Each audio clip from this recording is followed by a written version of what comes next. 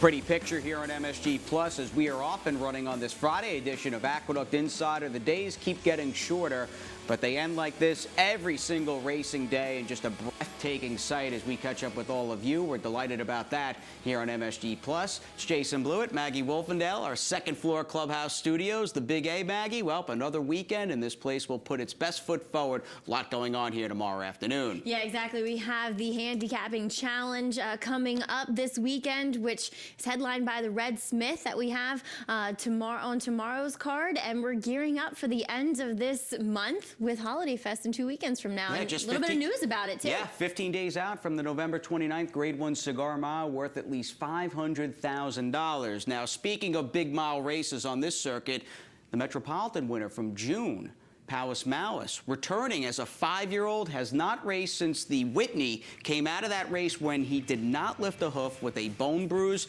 The original reports, he was retired, going to stand stud, but they will launch a 5-year-old campaign in 2015. I am so excited to see that Powis Malice will be back at the races. Such a fun and exciting horse to watch.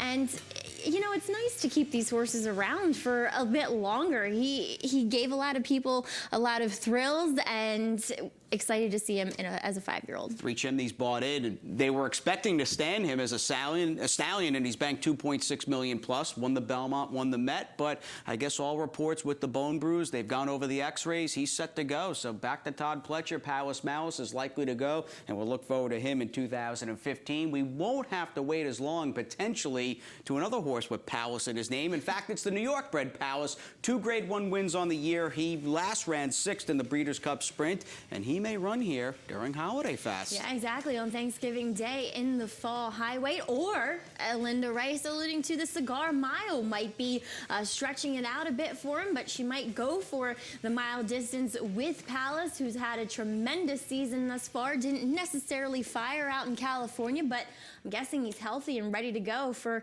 a Aqueduct appearance. Will Breeze this weekend, as you were noting, a Grade 1 winner, so that Cigar Mile purse worth at least $750,000 if Powis does contend. Breeders' Cup winners get $1 million. Bob Baffert talking about Secret Circle maybe making the trip. Private Zone, Bourbon Courage. It's my lucky day. It's really coming up an outstanding Cigar Mile. And it's a great incentive to offer for those Breeders' Cup horses to come back to the East Coast and compete in the Cigar Mile, which is always the marquee event here early on in the Aqueduct season. Jockey Mike Gluzzi, another surgery on Wednesday. He is our last headline, and we certainly send our prayers, our get well wishes out to the Luz. A second surgery Wednesday over at North Shore. It sounds like they did full reconstruction of his fractured pelvis. Yes, he had a plate and several screws to pretty much reconstruct his entire pelvis, and also thankfully they found the source that was causing the internal bleeding with him. So hopefully he's on the full road to recovery here, and we love having the Luz around. We do. Lane Luzzi working for you and Tom Morley, I believe, in the morning, and shot a text earlier today to Dave Gretting and said Mike Luzzi is doing okay considering the circumstances and the surgery he had to undergo on Wednesday. So speedy recovery to him. What about today's card? We do have some races to talk about, believe it or not. That was an action-packed segment of Friday headlines, but we do have a turf race as well. It's the feature, race number 2, Fillies and Mares, in this high-priced optional claimer. Away quickly and out for the lead. Daylight Ride on the outside is racing in second. Orion Moon is in third. Then it's Jerry Love, Tute Paese, and Unbelievable Dream down at the rail. Party Now opens up a 3-length lead heading into the clubhouse turn. It's Party Now in front. Orion Moon runs in second, and Daylight Ride is next in third. As they head for the backstretch, it's Party Now, the leader, ran the opening quarter mile in 24 seconds. Party Now setting the pace in front here, 3.5 lengths. Orion Moon in second, with Daylight Ride next and third. Unbelievable Dream at the rail. On the outside is the gray filly, Tute Paese, and a break of 3 to Jerry Love, who trails in 6th. They continue along with Party Now, the leader. The lead's a length and a half. Orion Moon, Unbelievable Dream right together, and Tute Paese in between those two. Daylight Ride is 5th, and Jerry Love continues to trail after a half mile in 49-2 over the yielding turf. As they move around the far turn, Party Now opens up again. Party Now in front by 3. Unbelievable Dream, Orion Moon heads apart second and third. Then Tute Paese and Daylight Ride 3/4 in 1:13 and 3. It's Party Now in front with Daylight Ride making a run on the outside into second. Then Unbelievable Dream and Orion Moon. Party Now has the lead. Daylight Ride is second. And on the lead, Party Now put on the lead by Johnny Velasquez, and she goes wire to wire, 1/4. Party Now the winner. Daylight Ride was second. Unbelievable Dream third. You caught up with Shug on yesterday's show. Well, he scratched this filly, ran Cloture on Thursday, but it all worked out Friday for Party Now, who crushed the field. Yeah, it was the right move for Party Now, whom, if you watch, Jay, she has that nice speed, that nice cruising gear that she gets into, and she was just skipping over this yielding course. She was traveling far better than any of the other fillies or mares in that field, and a disappointing effort by Orion Moon, who herself was also coming back of a layoff. She hadn't raced actually since 4th of July, Orion Moon, and was a bit chilly, went up to 3-1, 5-2, back down to 2-1, was slightly favored by about $1,000 over Party Now, did not run well at all, finishing 4th. What did you see in the paddock? Because you really went on regarding Party Now from a physical standpoint. What did you like about her first start since Memorial Day weekend? Well, Jay, actually, I had never seen her before. I was off. I think I was moving into my new house the day that she, her only Naira start, and I just love the way this filly looked. She's big, she was impressive looking, super coat tour, really well defined considering that layoff, and it seems as though she just thrived on her training down at Fair Hill. Hall of Fame connections. Shug McGahee, Johnny V, and Party Now. I think the best yet to come with a 3-year-old filly by Tisnow, who's 3 for 6 in her career. And the best is yet to come for us. We go back to Johnny I. Here's the call and replay of Friday's 5th for the State Breds. Joe Mooch, Saturday Appeal, Groom for Victory, and Fiona's Hero. Those four scrambling for the early lead. One Cat's Chance is the trailer. Fiona's Hero on the inside has the lead now over Groom for Victory, running in second. A 3-length gap back to Joe Mooch in third, another 3 to Saturday Appeal, and One Cat's Chance. The quarter won in 23 seconds. Fiona's Hero in front here by 2.5 lengths over Groom for Victory. Then a gap of 4 to Joe Mooch, 3.5 more to Saturday Appeal, and One Cat's Chance. So the field of 5 spread out here, approaching the half-mile pole. Fiona's Hero on the lead here. Groom for Victory giving chase in second. The opening half was running 46 1/5 seconds. Moving right along here. Fiona's Hero is the leader going around the far turn. Groom for Victory now inching closer on the outside. Groom for Victory right alongside. Groom for Victory now takes the lead. Joe Mooch advances now into second. Fiona's Hero back running in third. Then Saturday Appeal and One Cat's Chance. Groom for Victory is the leader at the top of the stretch with Joe Mooch in second. 3/4, 1 and 1/12.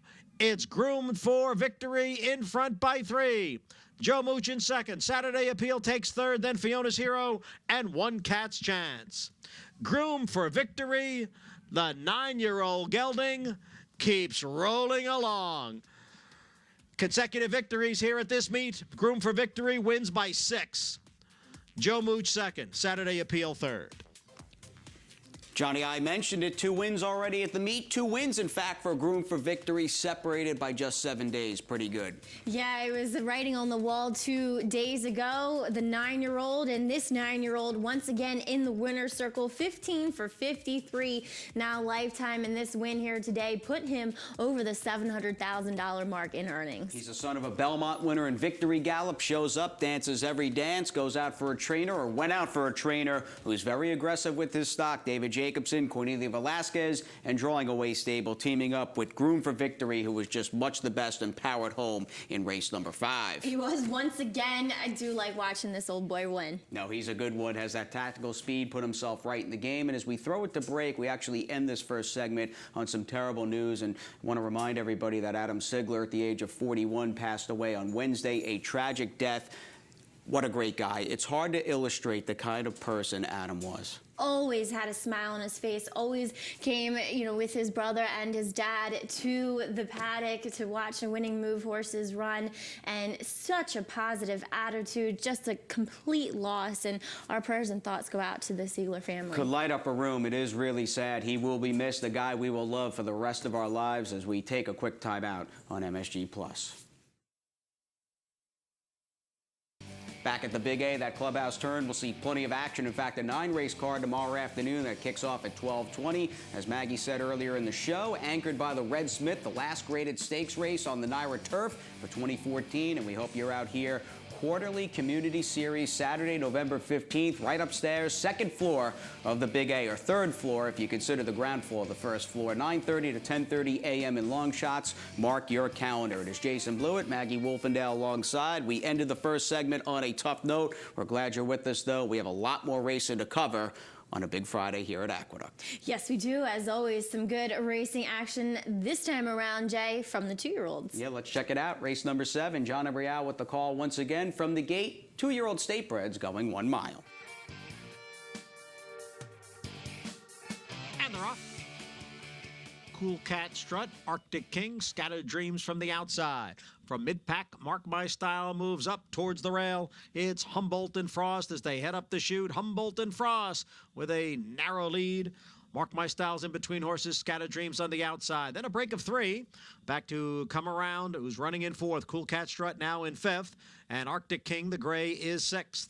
H-Man at the rail in 7th, followed by Beyond the Green in 8th, and File for Divorce trails the field in 9th. The quarter win in 23-3. Humboldt and Frost leads here by 3/4 of a length. Mark My Style presses that pace in 2nd, with Scattered Dreams racing in 3rd. Come Around at the rail in 4th. Then Cool Cat Strut in 5th, Arctic King far outside in 6th, followed by H-Man. Then it's Beyond the Green and File for Divorce. The half in 48-3 as they round the far turn. Humboldt and Frost, the leader by a half length. Mark My Style is in between horses. Scattered Dreams on the outside. Arctic King, widest of all. In behind horses is Come Around. And then it's Cool Cat Strut and Beyond the Green as they come for the top of the stretch. 4 of them across. Humboldt and Frost. Mark My Style, Scattered Dreams, and Arctic King. Scattered Dreams and Arctic King. And Arctic King now takes the lead. Scattered Dreams, Cool Cat Strut, gaining ground on the outside. Arctic King and Cool Cat Strut. Beyond the Green is putting in a late run. Cool Cat Strut has the lead now, with Beyond the Green moving into 2nd and gaining ground. Cool Cat Strut, Beyond the Green, Cool Cat Strut by a neck. Beyond the Green was 2nd. Arctic King faded to 3rd. Cool Cat Strut. Cornelia Velasquez hits win number 20, and a Son of a Wood Memorial winner in Tal Vacati was right at home on the Aqueduct main track. Yeah, and it proved that experience was the winner of this race here. As we saw the 6-horse, though, that was Beyond the Green, Jay, take a lot of early and late money. He went off as favorite, which we kind of found baffling. And you said possibly Joel money, and, a lot of credit to his agent, Ron Anderson, who does tend to pick the right horses.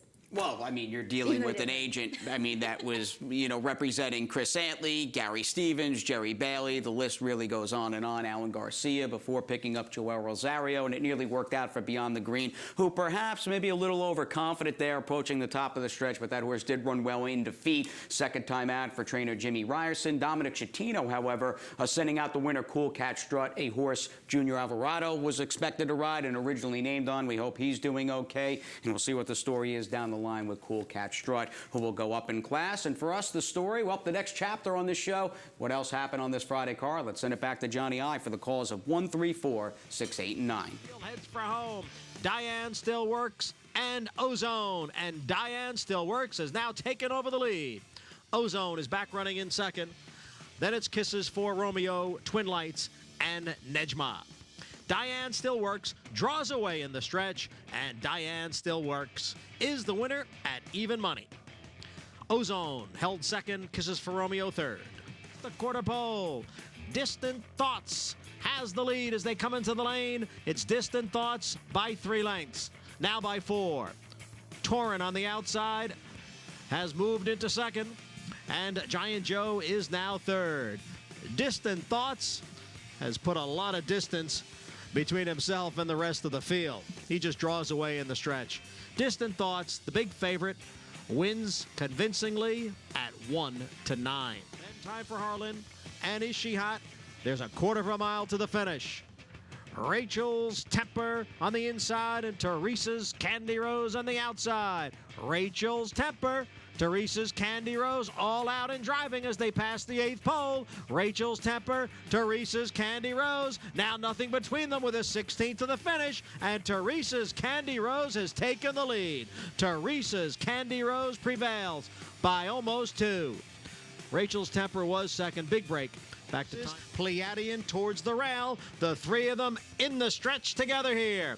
It's Pleiadian with a head in front of Global Asset and Arc Above. Pleiadian holding on to that narrow lead. Global Asset in tight in between horses. Arc Above on the outside. Now it's Pleiadian and Arc Above. It's between those two. 70 yards to the wire. Arc Above, Pleiadian. It's a photo finish. Looked like Arc Above got it. A photo with Pleiadian after the mile and a furlong. Golden It Is on the outside and Frazel down at the rail. Golden It Is, Frazel, they are heads apart. Golden It Is running a bit erratically there in the stretch, but now with the lead over Frazel, it's Golden It Is in front and now clear. Frazel is second, then Michael with us and Tattenham. Golden It Is, the winner at odds on. Frazel completes the exacta. At the top of the stretch, Boss Daddy ran the half in 47-2. Read the Mirage is down at the rail, and Road to Rockport on the outside. Hampton 5-1 still in with a chance. Then Bolt from the Blue as they pass the 8th pole. Road to Rockport, Boss Daddy, Hampton 5-1. They come down for the finish line. Road to Rockport, Hampton 5-1 on the outside, and Boss Daddy looked like Road to Rockport got it. A three-way photo, Road to Rockport. 2 wins on this card for the Sire Tisnow. Back-to-back Breeders' Cup Classic winner of the Sire Party Now in race number 2 for Shug. Also the sire of Golden It Is, who Gary Gullo has just got breathing fire. But it was also a pair of wins today for trainer Jimmy Jerkins, who had to sweat it out in the nightcap. Yeah, he did. And this horse took a lot of money. Road to Rockport, making only his 3rd career start, but finally catching a track that was a bit more fair. I mean, his first 2 races on a sloppy and then a yielding turf course. He had to be a horse who really liked those kind of conditions, and it was a good track. It was probably more on the side of fast here today, and he fought it out. And it was kind of a story in the race between horses who had recency and horses that were coming off layoffs, and the recency horses just demolished. And they liked the recency horses. They really didn't bet the layoff horses. Read the Mirage 7-2 off a 2-1 morning line favorite, and Scully didn't take any money off a 19-month layoff from the rail for trader Pat Reynolds. But getting back to a guy like Jimmy Jerkins, who was running Road to Rockport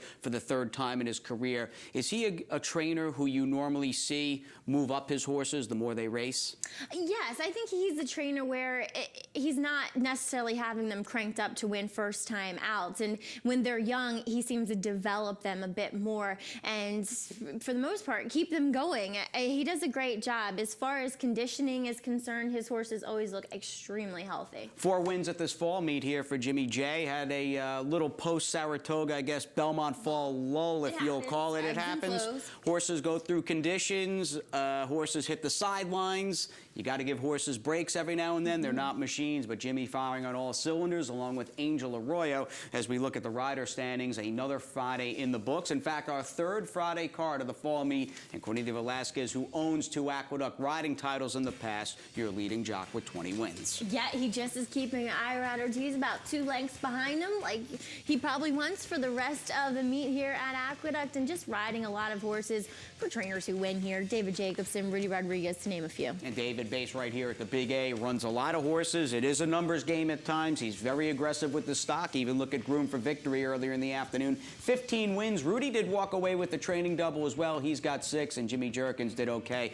on the afternoon once again with the pair of wins. And there were more than a pair of claims on the day as we check out this Friday action via the claim box in the racing office. And we do want to point out a 7-way shake on Distant Thoughts. Yeah, he was 1-9, and he was just dangled out there by previous trainer Phil Serby. But Scott Schwartz, who did have a winner on yesterday's car, or the day before, picked him up for the 12.5. And we want everything to be correct, just to point it out. Groom for Victory not claimed for 62.5. His claiming tag out of race number 5 was $40,000. Best of luck to Mitch Freeman and Blue Stork Stables as we take a little time out. In fact, our last little breather on the show, we've got the Red Smith preview, a $200,000 late pick 4 tomorrow afternoon, and of course the Aqueduct Handicapping Challenge.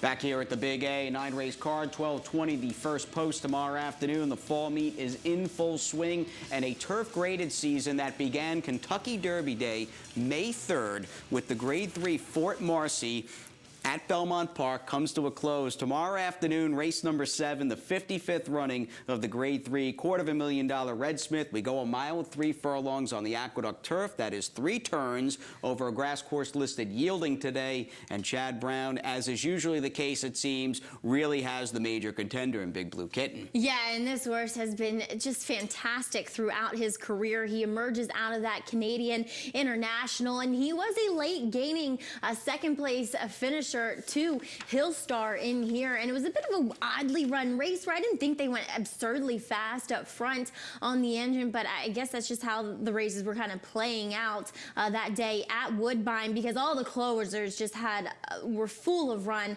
at the end. And we'll also see a dynamic Sky for George Weaver come out of that race and in the Red Smith tomorrow. Now, Big Blue Kitten, withheld out of the Breeders' Cup turf, did not want that quick 13-day turnaround. He is fresher, as is Legendary. Well, I think the big question, how does he do stepping up and stretching out in distance? Yeah, I mean, last time that he met Big Blue Kitten, he was soundly defeated by him. But this horse has been just the statue of consistency throughout this 2014 campaign. I mean, 4 for 6.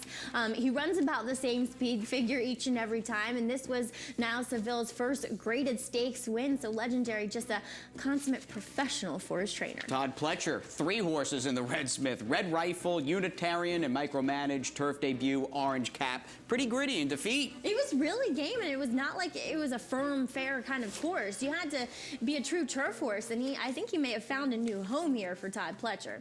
Very good effort behind North Slope and even the old pro Slumber, who had plenty of back class, but it is a case where the Red Smith is the 7th, has a near oversubscribed field. I mean, there's 3 in the race for Todd Pletcher, 11 altogether, but Big Blue Kitten will be a monster favorite in that race, 8-5 on the morning line. We'll see how he does. Let's get to race number 8, a bit later in that late pick 4 sequence. It's a New York-bred non-winners-of-one allowance. We go back to Chad Brown with the morning line favorite and Leroy Jr., and he's coming out of the same races thanks to my uncle. Yeah, Jay, this was a weird race. I mean, it was won by a 44-1 American Creed, who was coming off of a long layoff. Leroy Jr. was well bet that day and just never got off the rail, never really ridden that hard either. Still managed to be 4th that day. Thanks to my uncle, probably ran one of the best races he's ever run in his career. So it'll be interesting, and we saw Steel Team Ford come back and win yesterday, emerging out of that race as well. Man of mystery, the next replay, many wet tracks over the fall at Belmont. He broke his maiden on this day.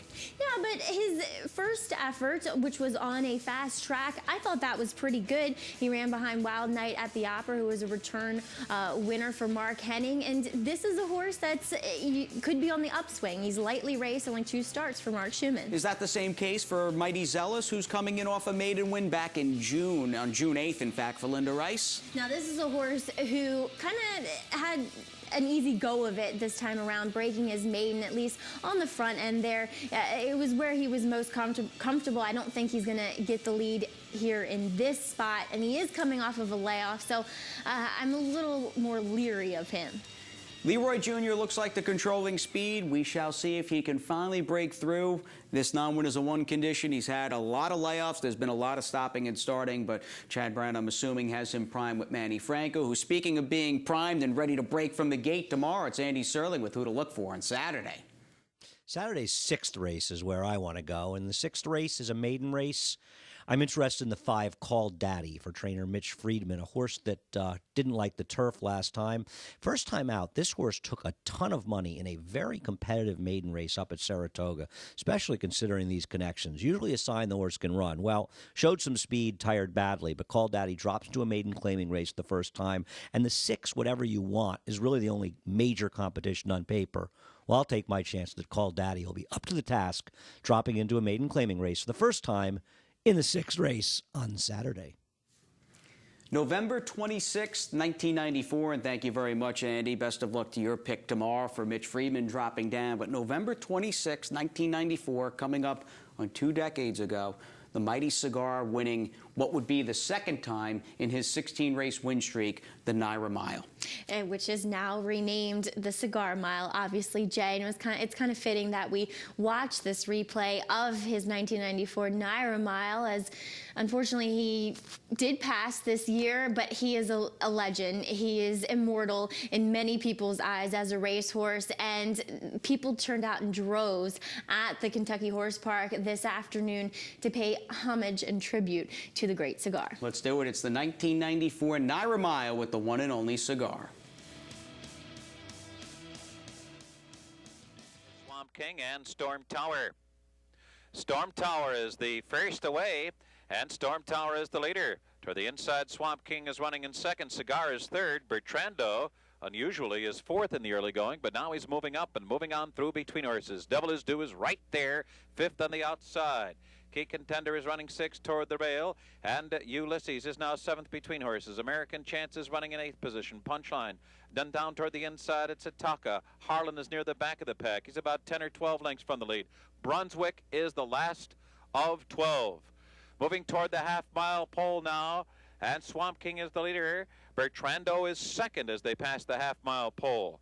The quarter went in 22 3/5 seconds, and they've drilled a half in 45 4. Storm Tower 3 wide, Cigars 4 wide now. Devil Is Due is right there in perfect striking position on the outside. American Chance is picking up now, but he'll be forced to go wide as they near the top of the stretch. And then it's Ataka moving toward the quarter pole, and Cigar is the leader. It's Cigar in front. Storm Tower 2nd. Devil Is Due right there 3rd. American Chance is now 4th on the outside as the field turns for home, and it is Cigar.